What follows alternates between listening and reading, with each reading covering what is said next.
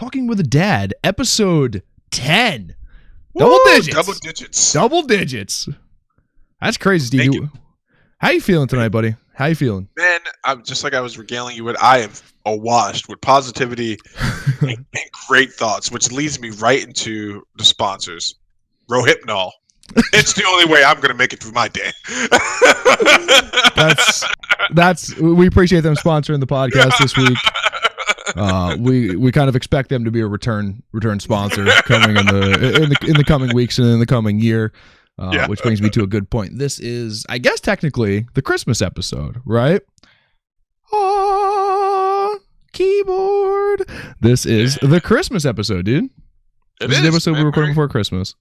Merry Christmas. Merry Christmas, sir. Merry Christmas. Do you say Merry Christmas or Happy Holidays? I'm a Merry Christmas person, unless I'm in public, and then it's a Happy Holidays thing. There you go. So either way, I try to play both sides of the coin, Yeah, you do. Going to be outed like that, okay? Well, go. So what do you got for us? Right before Zach goes to my throat, I did not do the homework. I got caught up. That's all right. This don't actually require much homework. Right, he's been home by himself for a week. I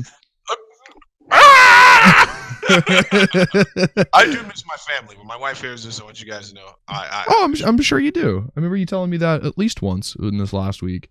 So we got a few topics tonight. I actually provided links for topics this week because we had some interesting news come out. First one we have here in front of us is the Xbox Series X specs have been leaked or announced. I don't know exactly what the source of this information was, but it's on GameSpot, so it's a fairly reputable site, so we like that. And it's pretty much right where I thought it was going to be. Really? I had said this on one of the episodes. I don't remember what episode it was, if it was on here or if it was in one of the gameplay episodes, because I think you had said that you thought that the GPU was going to be Navi based. And I'm like, well, both of the systems are going to be Navi based and both of the systems are going to be Ryzen. So we have that here. It's looking okay. This has been public information for a while, though. I don't know if the order was, but we don't know specifics up until this is kind of the specifics that we're getting for this. And this is what they think is going to be a pretty mid-grade model. So the idea is that there's going to be multiple models of the Series X, or actually they're just going to call it the Xbox. So that's what I've heard. They're not actually going to call it the Series X. It's just going to be Xbox, because this is essentially the last console they're going to release, and you're just going to be able to upgrade. But it's a Ryzen Gen 2 with a Navi-based GPU. It won't exactly be a Navi, but it'll be Navi-based. Just GDDR6 RAM, so that's not a shock. An NVMe SSD, that is actually a shock to me. Yeah, I didn't think they were going to go that far into SSD technology, but we did, and that's nice. So, if you know anything about computer specs, then NVMe is really is the way to go.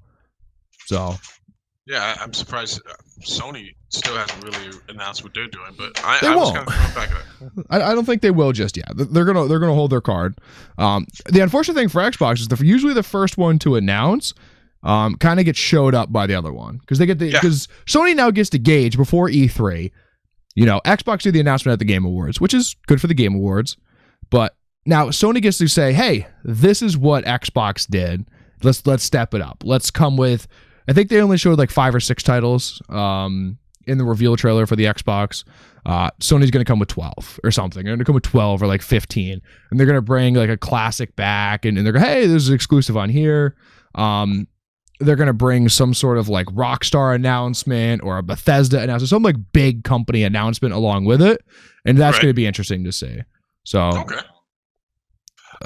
okay. Let me let you continue to go through, because I have a question that I need to ask you about these specs so we can put it into more perspective. Continue speaking. So the max output resolution of the Series X is going to be 8K.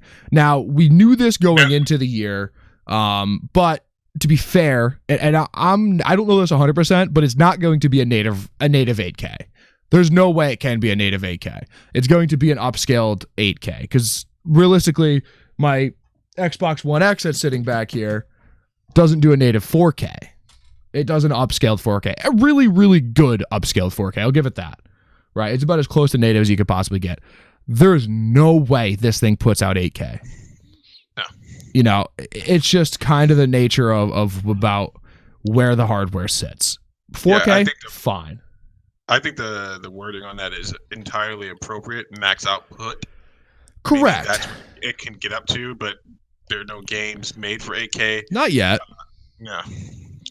So the max refresh rate at 1080p is going to be 120 hertz. Now that's huge. Will we see a game that utilizes that? Exactly. And I will give you at least one. Halo for sure will. Okay. All of the Xbox in-house titles will. Halo will. Halo Infinite, when that comes out, will. Forza will. But the one that's not an in-house Xbox studio will be Call of Duty. Will utilize that 120 hertz. Call of Duty will. Call of Duty is the one game every year that when the consoles are 60 hertz, it is going to be 60 hertz no matter what. And they always do that really well. So what is your major question about all this? All right, so taking into consideration all these things and taking into consideration, what you know about computers, and ironically enough, we just did a Christmas build and you did a low tier to mid tier, and I think you went low tier, then you went high tier, so you did entry level. I did all three. I did low, mid, and balls to the wall high tier. But taking into consideration what type of hardware we're talking about and what we're talking about exactly, when you look at this and the design of the Xbox Series X, how would you rate this as them entering? Like, what type of tier of device would you call this in regards to your low tier computer? So it's really hard to say. I have to see the gigahertz on the CPU because they're always clocked really low, right? Like last year's was a Ryzen based AMD processor, but it was only 2.3 gigahertz. So, are we going to see a 3.6 gigahertz processor or are we going to see a 3 gigahertz processor, right? That's where the money will be.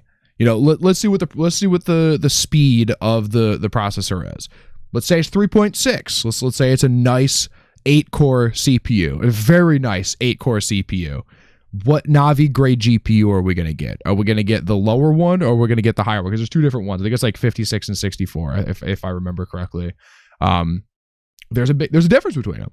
There's for sure is a difference between them. Which one of those are we going to get? Right? It all depends. How much RAM are we going to get? Are we going to be limited to like 4 or 6 gigs?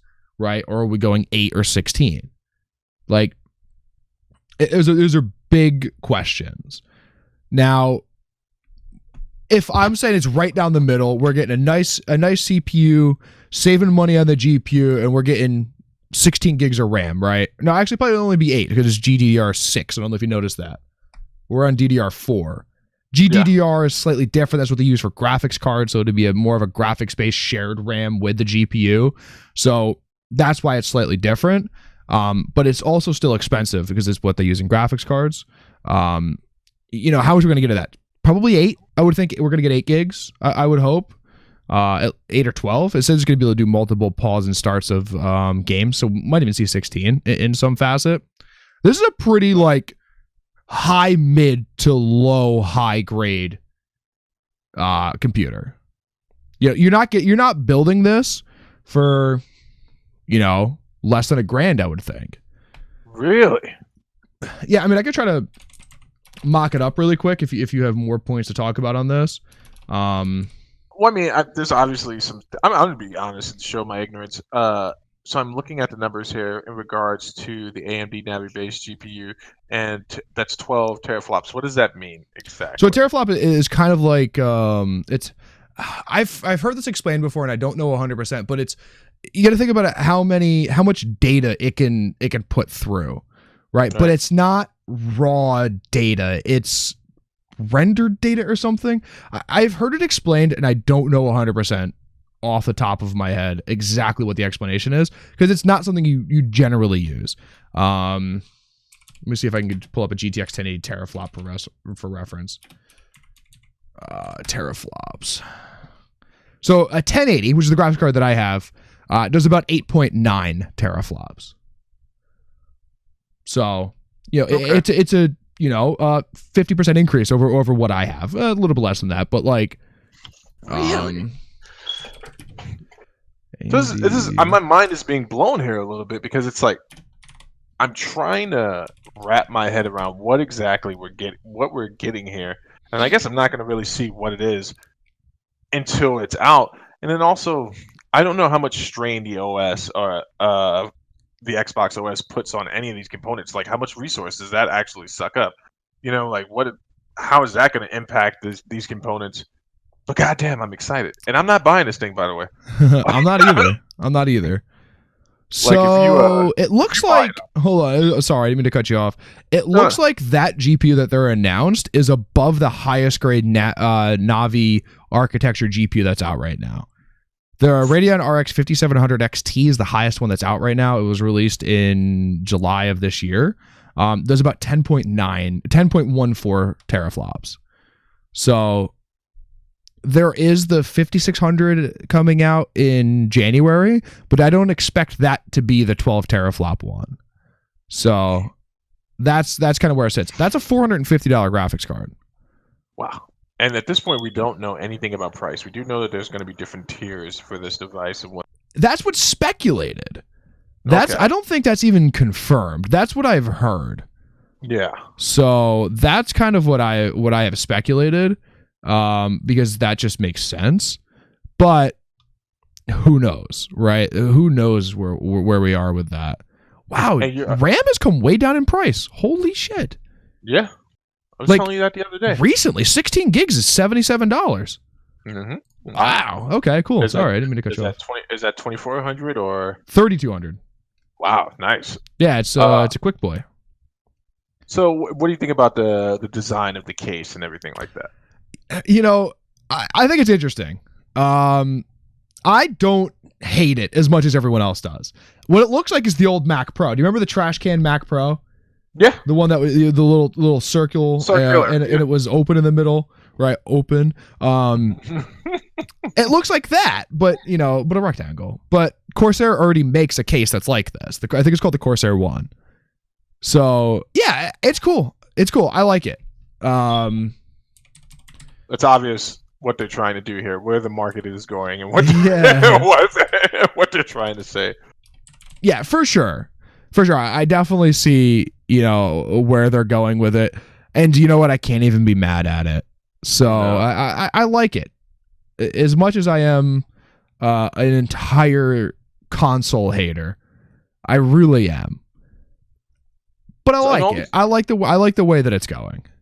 And the NVMe SSD. Now, see, notoriously with Xbox, the Xbox One and Xbox were upgradable, but it was not very as easy hard. As upgrade. Yeah, it wasn't as easy as upgrading the storage in a PlayStation 4 or a PlayStation 3. I wonder how accessible that component's going to be there. To be honest with you, I hope it's not.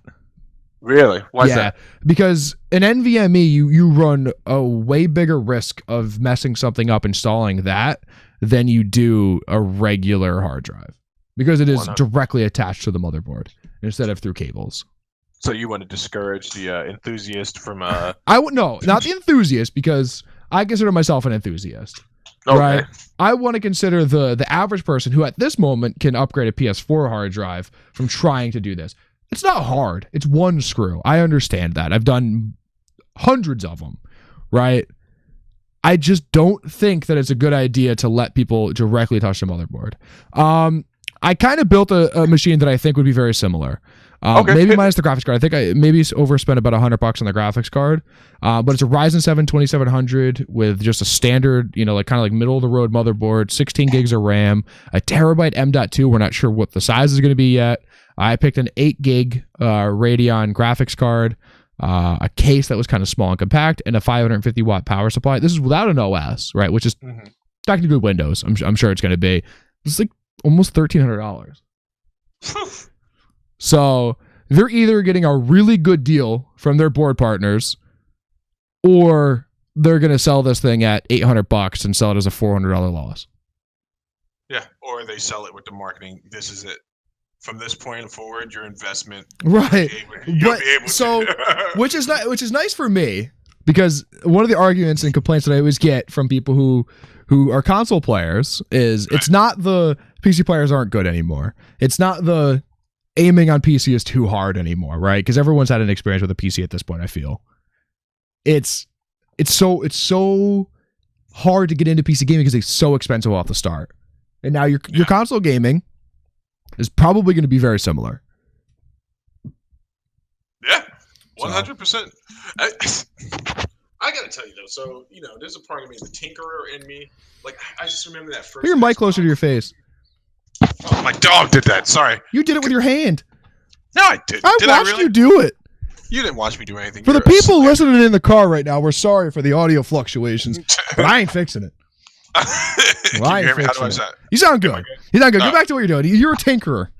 I'm a tinkerer, right? And I remember not my Xbox. I never had one, but my buddy's Xbox. The fellow.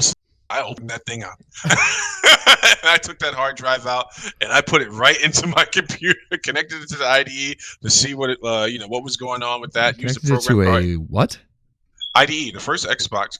Oh, are you talking about an original Xbox? Yeah, original. Sorry, I thought we were talking about a 3. I thought we were talking about like a 1. Okay. No. I was about to say, I was like, fucking IDE. You're like, well, you were also playing Soulcom this year?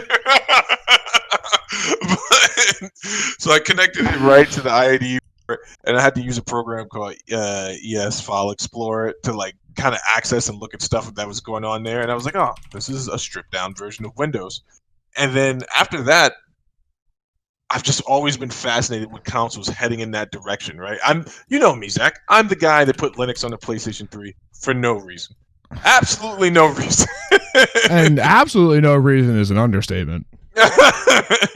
So it's going to be interesting to see where this takes the console guys, and I want to see. I really am talking myself out of buying this thing out of novelty, but I'm good. Yeah, there's no reason to buy it, right? If you're going to spend that money, we might as well get you a second PC. I'm thinking about just running out of Micro Center tomorrow. Like, just give me everything. Going with us? No. Oh, okay. All right. That's fine. I get triggered in those type of spaces. I love Micro Center. But we'll see, man. And when is this announced? It's Christmas of 2020, right? Right. We're gonna get both consoles holiday of 2020. I would expect to hear more news about both consoles E3. It's like June, July. Okay. So we're definitely gonna hear more about that. For sure. I'm excited. It's just, I like console, like when new consoles come out, just because I like the hardware. And I like the technology and such behind it. I don't care for the consoles. I mean, obviously I have a PS4 and an Xbox One. But, you bought for one game? Both of them I bought for one game. There you go. I understand that, but, who cares? It's the fact that I have both of them. I say every generation I'm not going to buy that generation. So I'm going to say it now. I'm not going to buy the next PlayStation or the next Xbox, especially if it's just going to be PCs. Cut to the frame next year of us doing this episode. I'm like, hey, I got a new Xbox and the PlayStation. You're wearing the hat and the shirt. No. I don't wear hats. I've seen you in a hat before. Maybe twice. Yeah. I'm not a big hat guy. You have one on for the night that shall not be spoken of. Whiskey and UFC. Only because someone brought it inside with no reason. Did we give a review of that whiskey, by the way? I liked it. It was Bullet Bourbon. Yeah. It was very good. It was very good. It was very smooth. Didn't really have a crazy aftertaste. No, and all you whiskey snobs No, I think that's like a secret one. I think they keep that like a secret one because it's like good and it's not expensive. Ooh. So we're out. And if we're not, well, now you know. Sponsor us. Hit us up. We'll get you out there. What do we got next? What's going on next? So there was big news the other day. Corsair made a pretty big purchase, and we had talked about this company a few times. This adds them to the Corsair family, which is really cool. Corsair bought Scuf controllers. You should reverse this in my notes because I was like, wait, is Scuf this right? bought by Corsair. Oh, God damn my dyslexia. Scuf bought Corsair. Yes, so Scuf was purchased by Corsair. And it's really cool for the Scuf guys. It really is. And I'm excited for Corsair too. Really. Now, interesting enough, Corsair owns Scuf and Elgato. Really? So yes, they own Elgato. They bought them a few years ago. Now I'm curious if we're gonna get like an Elgato Scuf crossover and get some, I don't know, some like keyboard accessories or something. It'd be interesting to see. Sick. I like Scuf as a company. I don't know how many times I've said that. They had a rough year with this. Not a rough year, but some fan disappointment with this last controller. Sucks for them. I've talked really highly about Scuf because of the quality and what they do for the controller market. And it's really interesting to watch. I'm glad for the guys over at Scuf that got their stuff. They got bought by Corsair. Good for them. I think it's a good move. I think Corsair is a good company to be owned by. Yeah. No sympathy or empathy for the people that got the Scuf Vantage and just stopped working out the box and stuff like that. Oh, I from what I have heard and what I understand, Scuf is really good customer support. So I'm sure that has been resolved for them. Obviously, when you build hardware like this and you're programming motherboards and daughter boards and such inside of a controller, you're going to get stuff that's defective. Yeah. So I completely understand that. That's Zach's way of telling people to stop crying. He just gave you the pragmatic, like, look, you win some, you lose some, so technology can be furthered. That's totally what you just did. Yeah. No. I agree. 100%. If you keep crying and complaining about it, stuff's going to go away, and we don't want that. It's good for the market. You guys don't understand how good it is for the market. It is the reason why the Xbox Elite controller exists. Yes. Also, it's amazing because our buddy Pete, to talk about another remote, was one of the few in the minority who bought that Astros remote, and it worked right out the box. It just worked. I've heard good things about it. I don't go and read reviews, but I've heard very good things about it. Oh man, I'm telling you, when you hold that thing, you're like, this is quality. I hate controllers. So it's only got 2 paddles in the back, and I do like the positioning of the paddles versus the Scuf. You have to get kind of used to that. Yes, I agree. Yeah. So did you see that PlayStation announced an accessory for their controllers? I did. I saw something. It's a programmable button on the back, and it has paddles on it, and you plug it into the bottom of your controller. Did they release like a mock-up of it or something like that? Yes, they did. I don't remember what it was called. PS4 controller. But I'm looking this up, and Steve isn't. Controller accessory. Why did Zach not take his medication before the show? Because I hate Steve. Google does not know.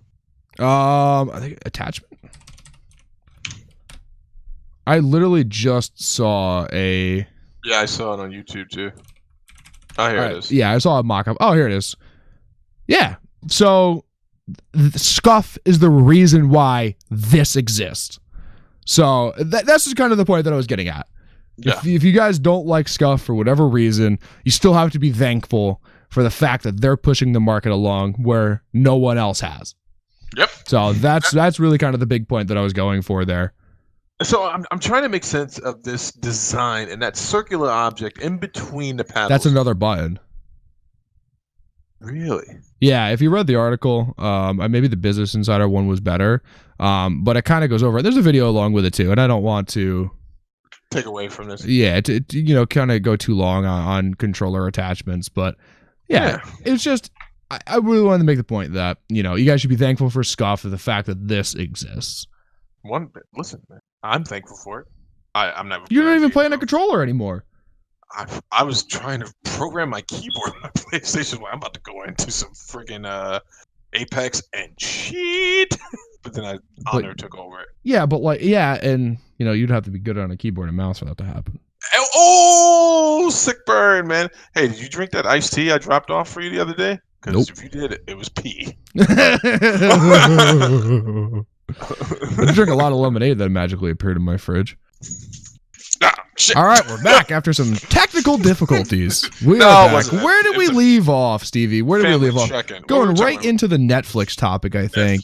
Netflix for the first time released subscriber information, and not like your passwords, like most people thought they were going to. They released how many subscribers they have. Yeah. How many subscribers they have. US and Canada has 67.1 million subscribers. That's crazy. I think someone's math was off in the every 1 in every 2.3 households. But I guess if you consider, that's probably about right, actually. Yeah. One And that doesn't even account 2.3 American households has hold on. a subscription. That doesn't even count the people who are stealing it illegally. Can you steal Netflix illegally? I mean, well, yeah, it's illegal to share your subscription. Right? It's not illegal. You're not supposed to. No, dude, you get the family sharing plan like for a responsible household. There you go. It's like 7.1. It's a lot. I wonder if it's dropped at all. This was from 2017 to 2019. Okay. So on average, it looks like. And it's hilarious. It generated $450 million in revenue from DVD rentals in U.S. and Canada in 2017. It's hilarious. Still using that part of the program. I remember that was like, hey, you don't know nothing about this, man. This yes, was I do. This was a big deal when it first came out, Zach. I'm telling you, like, if you weren't getting Netflix delivered to your house, you were a loser. Like, where's this guy going? Blockbuster? Are you going to pick up your DVD? Mine gets delivered, but I can't have any more than one. Yeah. I was working at Blockbuster when Netflix first became like a thing. Yeah. And I remember how Blockbuster scoffed at it. And they were like, no, we're just going to release our Blockbuster Pass. It was just like unlimited rentals or whatever. And then, we saw how that worked out. The only thing was, man, you would just get some jacked up DVDs from Netflix sometimes. And yeah, sometimes you would. But I just thought it was interesting that, 1 in every, essentially 2 households in America has a subscription to Netflix. It's incredible. Well, I mean, it's, we were talking about it before, streaming versus hardwire, right? And it's like, what's the benefit of having a streaming service versus having straight up cable service? Some people have enough money where they can have all that stuff, but I know a lot of people who've just completely ditched cable and they go, hey, you know what? The shows I enjoy are on here. Yeah. They're either originals or they'll make their way. And I just told you the other day that the Globes didn't nominate one primetime network show. Yes, it's all stream shows. That's good. I like that. Yeah. I like the way that it's going. Now, at some point, we're going to come to a head, right? There are going to be too many subscription services, and the first person and the first company, and I already have this patent pending and trademarked, and what the fucking other one is? It was the first person who you could pay a $50 subscription to, and then you get Netflix, Hulu, Disney, ESPN. The first company to consolidate all of those into one payment will be the biggest thing ever. You're talking about Disney then? Because they're surely just waiting in the wings for the numbers that I'm talking about a third-party company will come out and say, hey, by the way, through us, you will get a subscription to Netflix, you'll get one to Hulu, you'll get one to Disney, you'll get all this for one flat fee. You'll log into our site and then be able to watch from the catalog. Man, sounds good. I just don't know if the companies are going to want to partner in that way. You never know. You never know. But these companies are based entirely around saying, hey, we have 67.1 million subscribers in the U.S. and Canada. Yeah. That's the way they get their funding. Yeah. A lot of times these companies, and I know we talked about business plan and structure at length, especially around Tesla. That's how these guys make their money. They go, hey, Berkshire Hathaway, we have 100 million subscribers. You give us this amount of money, we think we could break into this market and get another 100 million. You're going to get this % ROI, right? That's how these companies make stupid money, and that's how it's going to be. That's just how it's going to be. It's interesting though because you've come over to my house a couple times. Obviously, we have DirecTV now, which we switched to from. We were pioneers on the PlayStation TV. It was actually no. I'm not gonna lie to you. In many ways, they killed it, and they did it way better than DirecTV now. I just don't know if it was sustainable. Like their DVR option, they were like, "What? You want to record one show? Why not record 15 shows?" So you should be able to do whatever you want. But I'm really into this, man. Netflix has also had some pretty not despicable, but less than savory business practices. Where I'm just kind of like, they cancel your favorite show because they don't want to keep leasing the character from the parent company. Or that's not a despicable business practice. It's smart business. Okay. So then they cancel their own shows because they don't want to give the the actors pay increases without concluding the story correctly. They have a horrible search engine within their own program. Their content, there's stuff on Netflix when I really need to go to sleep. I don't watch stuff on Netflix. I peruse I don't Netflix. either. Yeah. I just I just go through the library and I'm like, I didn't know there was a Rotten Tomato, Killer Tomato versus movie that came out in the 60s. That's funny. Not watching it, put it in my list. But everyone's got it. I just watch YouTube videos to go to bed, to be honest. Yeah, you're not allowed to watch YouTube videos in my house anymore after that last thing you put on with that one guy. I was watching one of his videos before you came in here. Yeah, that's my boy. It's interesting though because I remember when Cody, not actually, I should, for legal reasons, I shouldn't blame this on Cody. When people used Cody to do other things and get MTP sites into their Cody program and build all that stuff, there was a point where everyone thought that was going to put Netflix and other things out of business, and I was like, surely it's not going to happen. No. Like, what is going to happen is you guys are all going to get arrested before that happens. But most likely you get cease and desist letters. But yeah. Well, one guy got arrested in Europe, but he was actually hosting he was the server site, which was pretty. I'm not going to use the word I want to describe it, but it starts with an R. Yeah, no, for sure. A lot of those guys who do those hosting sites are kind of crazy, and they always have to move them. You saw that with the Pirate Bay. They had to. Yeah. They were in one spot. They had to move to another. They had to move to another. It's so insane. You know, Mega Upload had the same issue. MrKim.com. That's literally his name. That's what he changed his name to. What was the other one? OpenBox or some other one? Yeah. There were a few for sure. But you know, it's hard to run an illegal server because they can track you because you're sending direct information to and from a server. Yeah. So I will say this: Apple TV is trying to do a good job of integration, and Google Play is caught up with it. So if I sign into my Google Play movie, it's gonna know that I have Netflix because I've given it that permission, and it's like, hey, by the way, you like this show on Google Play, you don't have to pay for it. It's available on Netflix. Oh wow, okay. Yeah, and Apple will you can integrate that into I didn't know that. A little bit. When I say a little bit, you have to see it in person and know exactly what I'm talking about, where it's like, oh, okay, I have these things and my library is like set up in a certain way. Okay. All right, I like that. Yeah, I don't watch TV in like really any facet. I know I'm weird like that, but I can't get into a TV show. I can sit down and watch a movie, right? Yeah. And I can sit down and watch the longest of movies. But for some reason, TV shows, unless they're quick and witty and like really keeps you like into the show, I can't do TV shows. Yeah, like The Witcher just came out on Netflix, right? Yeah. The Witcher show just came out on Netflix. I want to watch it because The Witcher is an interesting game, but I don't know if I could sit through 3 episodes of character development because the masses don't know who Geralt is. Yeah. Right. For me to get into where we are. So, I don't know. Okay. I 100% relate and agree with that. The only problem with certain streaming sites, and I don't think Netflix does this anymore, but sometimes you think you have more time with these shows. You're like, I'm going to come back to it and watch it. And then all of a sudden, it's not there anymore. But with a Netflix original, it's going to be there for quite some time. So Netflix announces quarterly what's going to be leaving and coming. Yeah. Right. Yeah. I usually read that just because I'm curious. Hulu's the one that does that because they have weird laws that they work within to like keep the stuff, but then it's up for a certain amount of time and then it has to go away for another certain amount of time while they work out syndication and then it goes back into the rotation. Right. What's interesting to me with Hulu was, so I don't know if you remember this, but South Park forever ago, this is years ago, used to have a website that you could go to that was from the South Park creators that all of the episodes were free.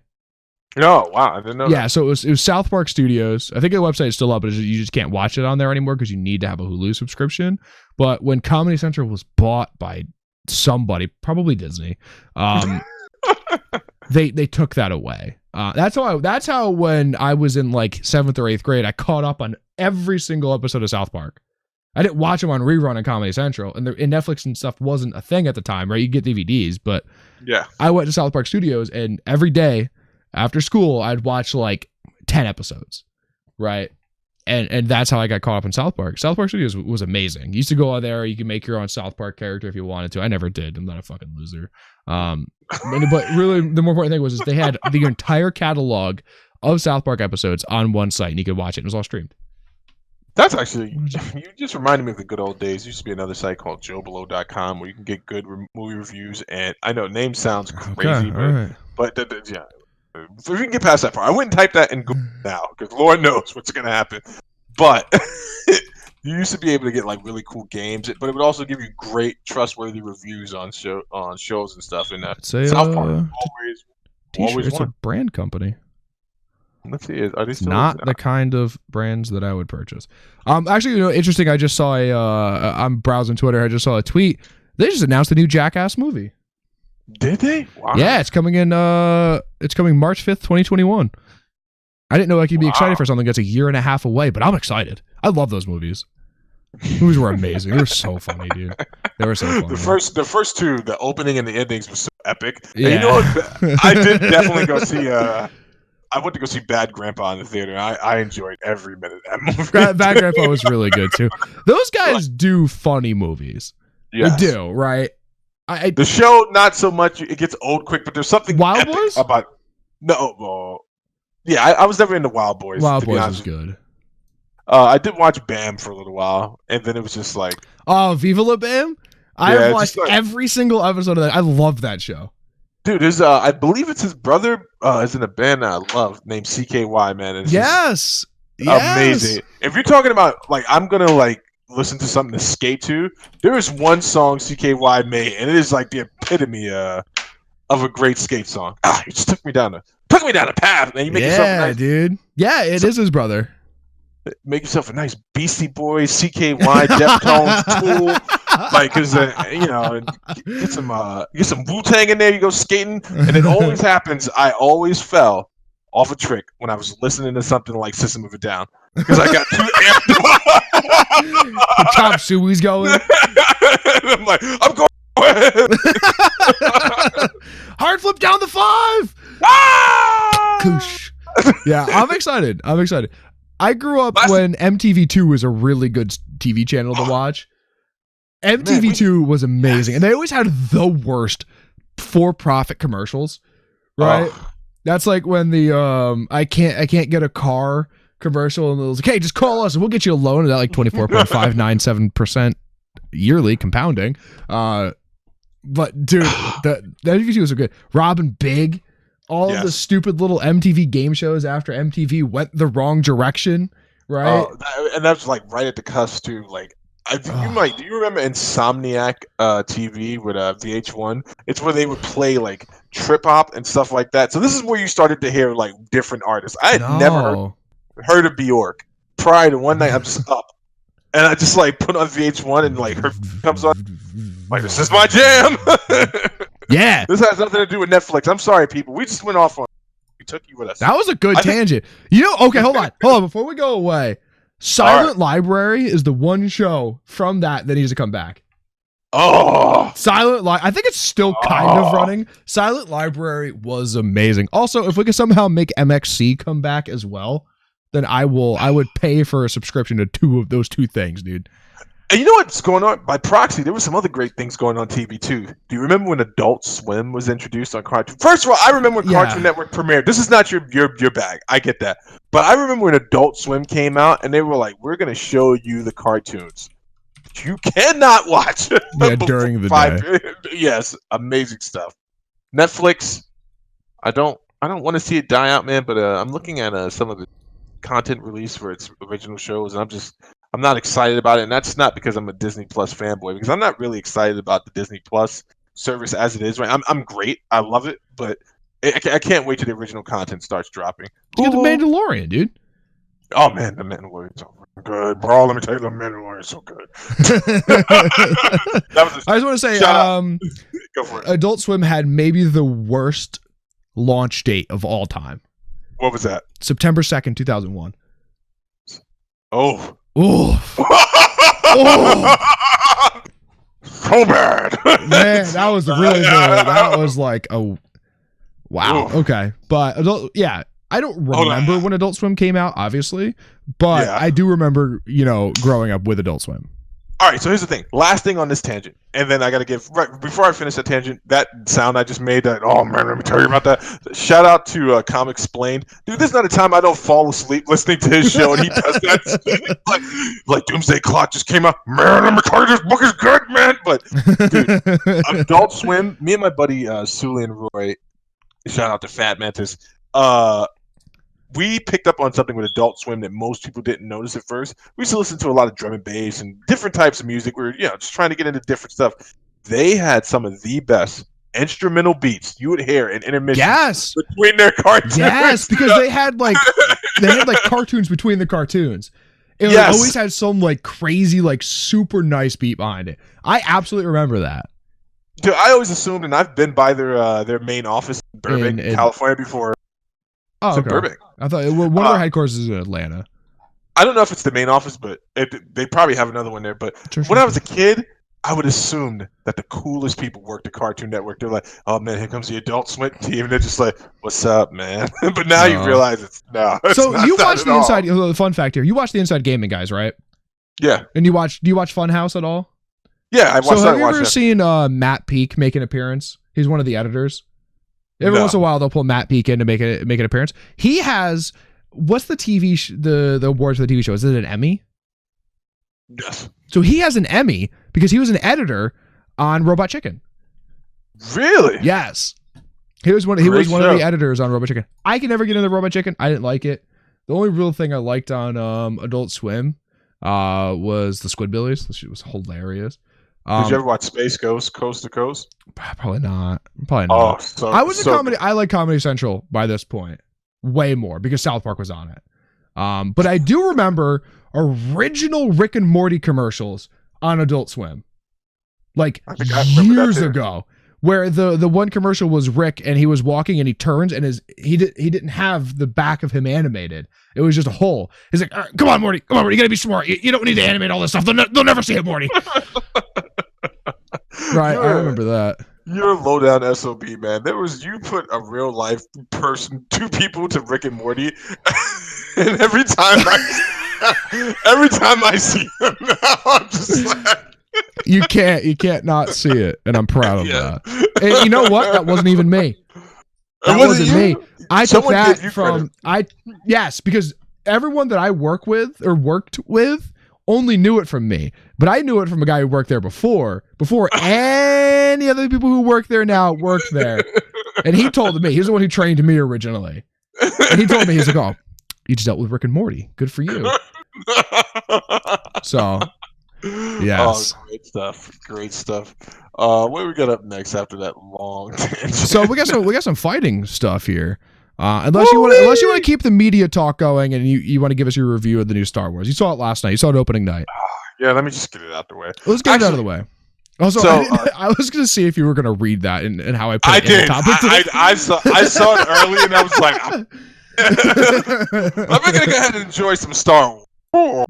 All right, so here's the thing, right? I'm not going to pretend to be a huge Star Wars aficionado, but I know a lot about the canon. I'm always open to be corrected. I do a lot of research on it because it's a huge universe. In regards to this movie last night, it was not horrible, but I did not like it as much as I should, and it wasn't because I didn't enjoy. I enjoyed the concept of the story arc for the protagonist and the other guy, Kylo Ren, aka Ben Solo. Actually, aka Kylo Ren, his real name is Ben Solo, and I liked their interaction, and I liked I always forget the British kid's name. But everything was for the kid who plays Finn. Correct me in the comments, but there was a lot of stuff going on. It's just the pacing for it was not really great. They introduced a reveal that had gotten leaked, that they leaked in a trailer, which they had to do because the last movie was so divisive and nobody knew if they were going to see this one. So it just, fanfare going on and it impacted the movie. But I say all that to say that there was some cool stuff that they added to the canon that expanded the universe, changed some stuff. I wasn't one of the people that got really upset that Luke Skywalker wasn't a bigger part of The Last Jedi, because I understand the way that a story can potentially work. Not the way that it always is supposed to work, but those characters were too old at this point to have Luke Skywalker being something of significance. Yeah, it was like they gave him a different arc and they went a different direction. All in all, I give the movie a hard 7. Okay, And seven's a good movie. No, but I was going to say a 7 for me in this instance. When I say I give it a hard 7, I'm looking at it in the best possible light. If I was going to be brutally honest with you, the pacing alone is enough to give the movie 2 thumbs down. Really? So Yeah. in the time that I was looking at the Rotten Tomato score, right, I don't really ever base anything off of Rotten Tomatoes, but it's just a good frame of reference, right? No. It was at 58% on the tomato meter. Now we're at 57. So it's slowly falling. Yeah, it's slowly falling. The audience score is an 86, which I think is really low for a Star Wars. But really high for Star Wars at this point, considering where they're coming back from. I don't consider any of this new stuff Star Wars. I'm not even a Star Wars fan, so I don't even want to talk about it really, because I'm just going to make memes about it and not really have anything of really any sort of poignant hold on information. for a second. Just look at it from a storytelling. That's how I walk into all these things. This is why I got into comic books as a kid. This is why I loved reading certain books. I was like, there's a great story to be told here. For this to be the end of the Skywalker saga, I could see how some people would be extremely upset. Okay. But I could see where you've invested way too much emotionally into this if you're like making 8 YouTube videos a day about it. Yeah, no, that's a little crazy. I have the same reaction to this movie that I did with The Matrix 3, which was it had to end. What were you expecting? So I went in with low expectations, and in some instances I was pleasantly surprised. Shout out to the chick that played whatever her name is, who played the main character. She did great. The guy who played Ben Solo, he did great. The guy who played Finn and Poe, I thought that stuff was really fun. There was a lot of funny parts. There was one time when Shane laughed out loud audibly. Really? At the movie, yeah. And I just think they wasted the big reveals just fell flat because they were trying to make up for the other movie. But that's okay. Yeah. It's over. That's all I can say. It's over. It's finally over. Right? After what? 9 movies or 11? Because technically there were like 2 in between, right? And the Clone Wars. No, just like in the Skywalker saga, if we're just talking about those movies, then I think it's 9. Okay, so which is the original 6 plus these 3? Correct. And here's another thing, right? In regards to storytelling, there was a scene at the very end of the movie for me that I was like, oh, that was really hard to, because they brought it all the way back to the beginning, and I was like, good job. That's good storytelling. All right, I like that. So that's it. That's my review. I don't want to ruin for anyone with any spoilers, but here's the bad thing, right? Someone leaked the whole movie months before it came out, so I already knew a lot of stuff walking in. Oh, really? I didn't know that. Yeah, like, and it was very close to leak that the ending and the plot leaks that were coming out. Like, there were a lot of guys who guessed accurately, or they actually got their hands on the real script, and I knew a bunch of stuff going into it. That's crazy. Yeah, I don't want to talk about it. I don't really care much about Star Wars, so. The Witcher's out on Netflix. I haven't watched it, dude. I haven't watched it either. We talked about it already. I know, but I can't believe it's out, and I can't believe Henry Cavill is their pick. It doesn't really look like that. Actually, have you seen the comparison pictures? Yeah, it looks pretty good. It looks pretty good. Looks pretty good. Yeah. So we were talking about The Witcher, so I don't care much about The Witcher anymore. But there's some fighting news, right? And we have one topic to end it after the fighting stuff, but we got some fighting news. Henry Cejudo is no longer the 125-pound champion. Relinquished it. Gave up the belt. I don't know how much. I'm having some focus issues. There we are. Get a better camera. I know, right? So we're gonna get what? Benavidez versus who? This guy, unbelievable. This is who they pick. I can't even pronounce the guy's name. He's kind of a fun fight to watch, but he's not. It's just not my style. Let me see. I'm gonna get it up here right now. Benavidez, Figueroa. Okay, he's 17-1. He's 6-1 since his. Oh, okay. Benavidez is gonna break this dude down. Yes, he is. Yeah, Benavidez is very good. I'm calling it. Yeah, he's a great fighter that got caught fighting against Mighty Mouse. Got caught bad. came in. Yeah, unfortunately, everyone did. Yeah, I know. This is the one guy Mighty Mouse knocked out, though. Knocked him out. Knocked cold. But, he bounced back, married Megan O'Leary, so his life is good for him. Bad. Not going bad at all. But he found the one woman smaller than he is. You know what? I was not trying to say that, but it's true. Dude. They are tiny people. Tiny person. But, he's not the champion anymore. I still have a very bad taste in my mouth about the 125 division. I don't think with Cejudo there, 125 is I don't think there's much left in it. Yeah, and it's we'll see how they promote Benavidez. He's an easy guy to get behind, likable kind of guy, but and he's got the skill, but there's not really the talent pool, and that's not their fault. It's not the fighters' fault. No, it's the UFC's fault for sure. This is Sean Shelby and these guys. I'm not even like. But they if they want to step into the next level as a sport or as an organization, they're gonna have to invest more money into their scouts. Bottom line. And we need more people in the 125 division, more people in the 135. 205 needs to be deeper. Heavyweight needs to be younger. They either decide what they're gonna do with 145 women's division, right? Yeah. There's only two or three people in the division right now, right? Other than Nunes, who's a 135er. Right, they have to decide if they should make an atom weight. I think they should add a 105, right, and then grow that division. Like, there's a lot of things that the UFC should do. They should add a 65, move 70 to 75, and add a 95. Oh yeah, get some catchweight fights going on. And not even there should be 65. I think at between 65 or 60 or 55 and 70 is a big jump, right? Because there's a lot of people who would fight in between. You might have seen, if there was a 55, 65, 75, you might have seen Cowboy as a champion at 65. Maybe. At one point in his career, it was hard for him to get to 55, and he's too small for 70. Yeah. Right? You might have seen Nate Diaz as a champion at 65. Yeah. Right? I think the only reason they haven't done is they don't want to oversaturate, but at this point, it's like... The belts don't matter. Who cares? The belts matter to me. They matter. I get that, right? And I like the belts too, right? I want to know who's the best, and it makes it easy. But we just had a bad motherfucker belt. The belts don't matter. The belts don't matter, dude.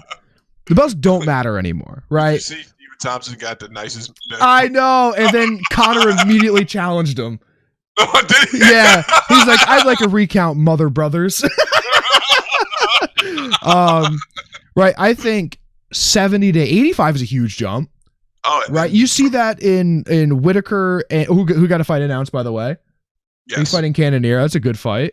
You see that Whitaker, and you see that in Gastelum. Yeah. Right. I think there needs to be something in between, and then 85 to 205. That's a huge jump. That's a huge jump. Yeah, one Chris Weidman and Luke Rockhold should not have made. But, definitely could have gone up to 195. And you learn. Right. They both kicking my door right now. Like, you're going to die. One from one side, one from the other. They both run into each other and knock each other out. And Steve's like, victory! Dad belly all out. He takes a picture. He's like, I knocked both of them out. Look at this. Fuck you guys. What was Cejudo going to do? I mean, because actually, interesting. Cejudo's coming off of an injury, I think, right? True, but Benavidez actually has a win over the champion. Yes, he does. Yeah. I knew that. Yeah. Some people said it was a different Cejudo. I think that's always the narrative when you lose to someone like. So hold on. Was he or was he not an Olympic champion at that point? Yes. Then who cares?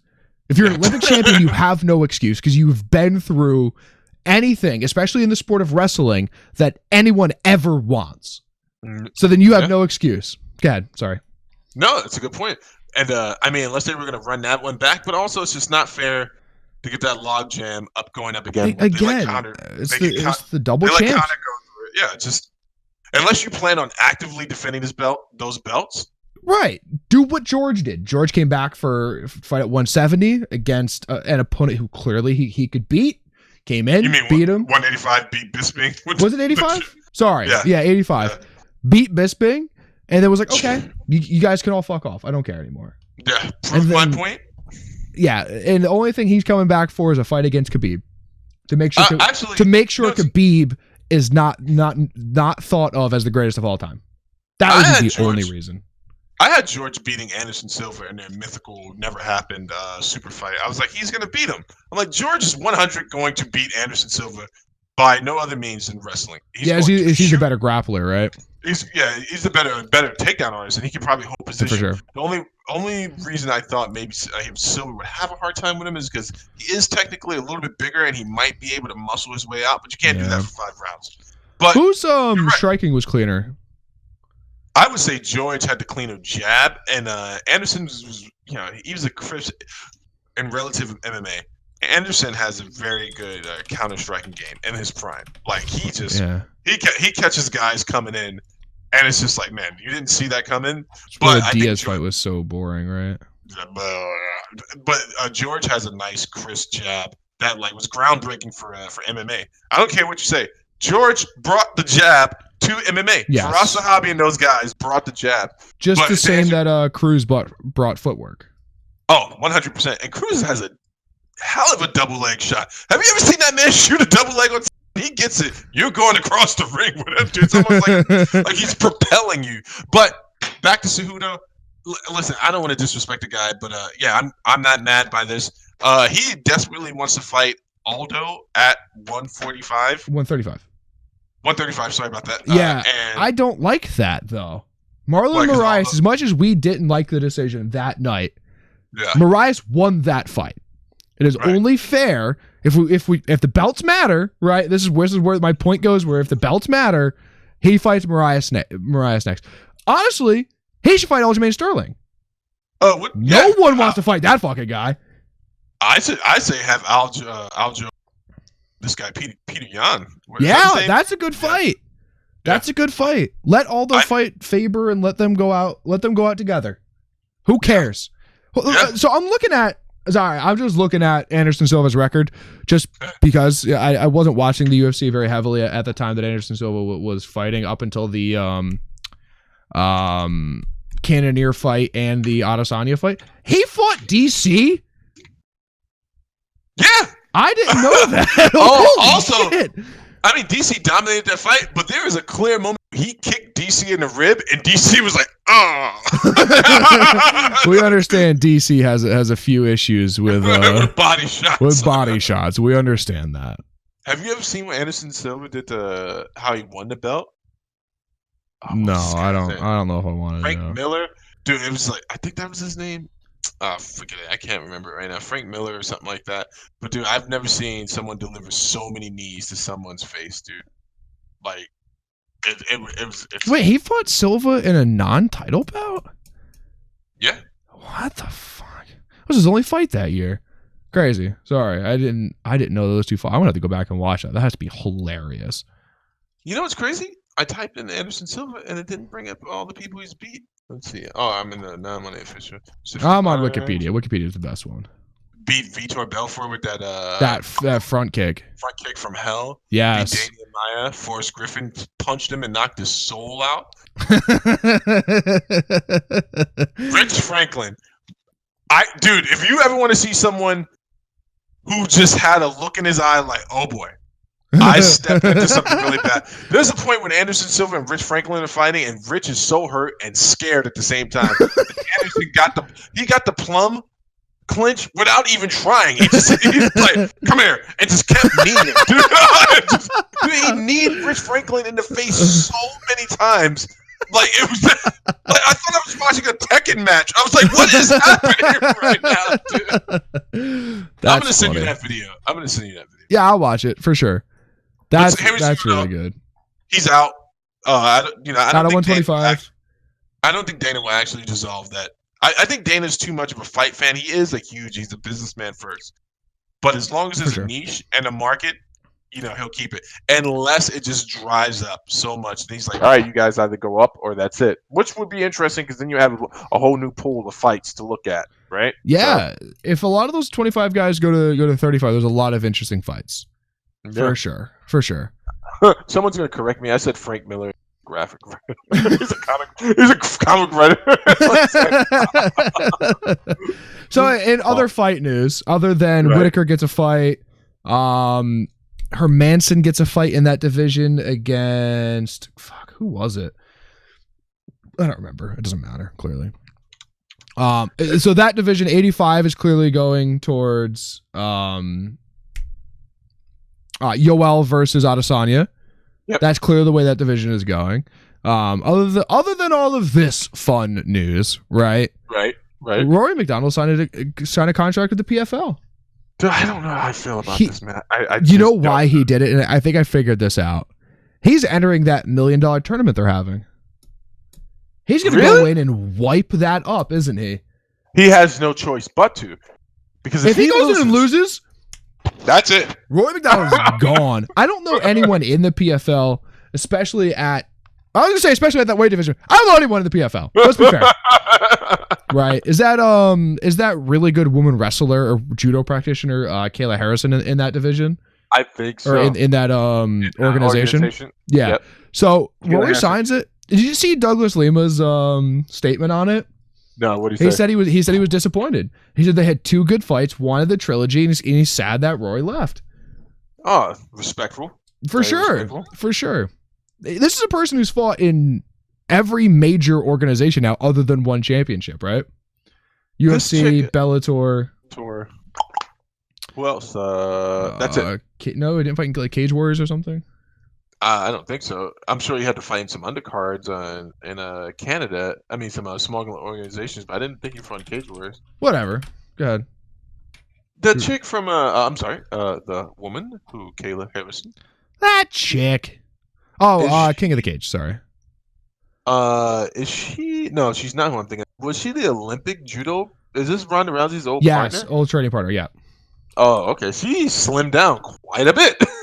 Like, she was more muscle mass than this before. She fought in a heavier weight class in judo. Yeah. I didn't ever think she was going to be able to make weight for anything. I haven't watched any of her fights. She has 2 gold medals. Yeah. She's wow. 12 and 16. Arm right out of have you watched any of her PFL fights or? No, I don't think I've ever seen a PFL fight. That's going to be our research. I'm going to go watch some of these things, man. She's 6-0. Against who? Yeah, that's a good question. Hold on a second. So hold on. Can we talk about this for a second? This is in date oldest to newest, okay? She fought in the PFL 2, the PFL 6, the PFL 11, the PFL 1, the PFL 4, the PFL 7. And that in the order that I listed it, right? In the order that I listed it was taking date from June 21st, 2018 to October 11th, 2019. 2, 6, 11, 1, 4, 7. Who forgot how to count? I don't know how they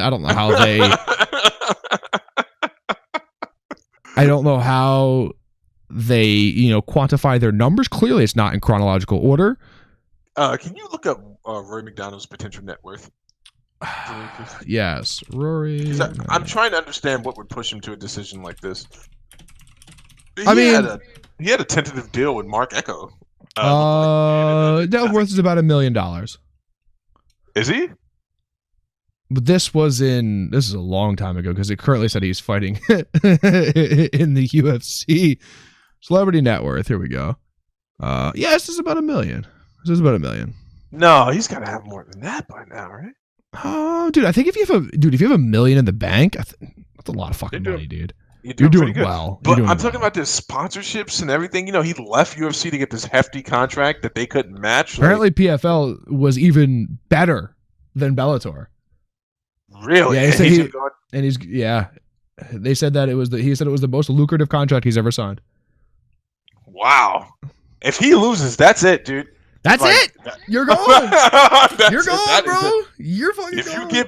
If you get beat by hardworking no name warrior from New Jersey, you know what I'm saying? Like, this guy's like, if he beats you, that's it. Like, and then that guy's gonna become a Super Saiyan, going to the UFC because who's gonna stop him now? Yeah, for sure. He fights out of TriStar. I didn't know that. Yeah, been there for it's forever, probably. Yeah, but tutelage under George St. Pierre and Firas Zahabi. At one point, Dana White got extremely upset with that triangle there because he was like, if George St. Pierre thinks he's going to retire without fighting Rory McDonald at welterweight, and then Rory's just going to somehow get handed the belt. This is a quote. He's like, they got another thing coming. Dana was all absolutely ready to make those two fight, whatever he had to do. And I was like, it's going to be a boring fight. And it's going to be a one-sided fight because George is going to demolish him because Rory has a lot of tools, but he's not beating George St. Pierre. Dude, that guy's like a genius in there, man. If anyone knows how to win a fight, it's George. It's George, yeah. I agree. Except for when he fought Matt Serra. At that point, he did not know how to win a fight because he got hit with a sledgehammer. Did you not know that he lost? I saw that. Yeah, I knew that. I knew that. He made him do the stanky leg. He's Roy McDonald. I'm just looking at his record here. He's beat a lot of big name guys. He's lost to a lot of big name guys too. Dude, he flung Nate Diaz around like a friggin' rag doll in their fight. I'm looking at that. Launched him around like a psychopath. He lost to Carlos Condit. Yeah. Yes, he did. Rightfully so. In a fight of the night. Carlos Condit is the man. Carlos Condit is the man. Dude, I love that dude. He's so non-assuming. He just shows up like, yeah, man, I'm going to hurt you. Like, what'd you say? He's lost 5 fights in a row. Who, Rory? No. Carlos Condit. Oh, yeah. Robbie Lawler, Damian Maia, Neil Magny, Alex Oliver. The Robbie Lawler one was a very close loss. It wasn't like he got split decision. Yeah. Yes. I just watched Anderson Silva knee Rich Franklin, and Rich Franklin was like, I'm done. Tapping out. I am done. Cejudo gone. Rory McDonald gone. Wow, it's been kind of a big week. A lot of fights announced this week for sure. Yeah. What do we got coming up in regards to fighting? I think you have a great idea. We had talked about it, spitballed it around, and what are we doing there? Are we watching Glory? Huh? We're gonna watch Glory, but you also wanted to do a year in or. Oh yes, I wanted to do, and it'll be next podcast. This is the last official podcast before the end of the year. Next week's podcast, still going to be talking with a dad. It'll be episode 11. We're going to do the Gaming with a Dad fighting awards. We're going to come in suit and tie. There's going to be official statues and no, there's not going to be any drinks. There's not going to be any drinks. Don't mention drinks. There's going to be awards. We're gonna send to these people. We're gonna send them little pamphlets of who we are. Not any real award, but if you guys have any suggestions of what kind of awards that we should do, obviously we're gonna do fighter of the year, fight of the year, knockout of the year, submission of the year. Right? We're gonna do all of like the standard, like breakout fight of the year. We're gonna do all of that. If you have any like off the ball, like any off the ball awards or something that topics that you want us to talk about, then leave those in the comments below for sure, because we'll get to those. But up kick of the year. There's only one. There's only one. That's gonna be pretty amazing. What else? We got anything else, Zach? Or what are you doing tonight? You're about to go real nostalgic, aren't you? You're about to play an old game, new DLC. What game are we gonna play with the DLC? I thought you were playing Grand Theft Auto 5. Oh, yeah. So there's no new DLC, but yeah, at some point I will be playing Grand Theft Auto 5. I have a lot of video work to do, so there you go. I have to get all of that. I'm just gonna let it run overnight, and then this podcast might go up late on Saturday because there's so much in queue in front of it. But we're gonna make it work, and that's it, guys. That is it. You're not gonna lead us out, Steve? You're just gonna sit there? Last time I did that, you stopped the recording. This is my moment. This is your moment, Steve. Don't choke. Thanks everybody for watching. This has been Talking with a Dad, episode 10. Son of a bitch. Thanks everybody for watching. Steve clearly didn't know how to outro his own videos. Thanks everyone for watching, and we will see you next week with the Gaming with a Dad. Thanks everyone for watching. Fight awards.